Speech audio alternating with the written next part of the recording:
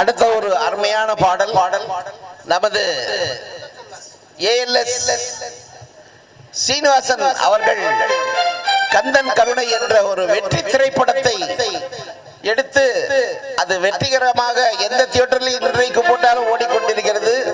அதில் ஒரு சுசிலா அம்மா பாடிய சொல்ல சொல்ல இனிக்குதடா என்ற பாடல் இவர்களுடைய கேட்க கேட்க இனிக்கும் குரலை கேட்க கேட்க இனிக்கும். திருமதி புனிதா அவர்கள் அடுத்த பாடலை பாட உள்ளார்கள். சொல்ல சொல்ல இனிக்குதடா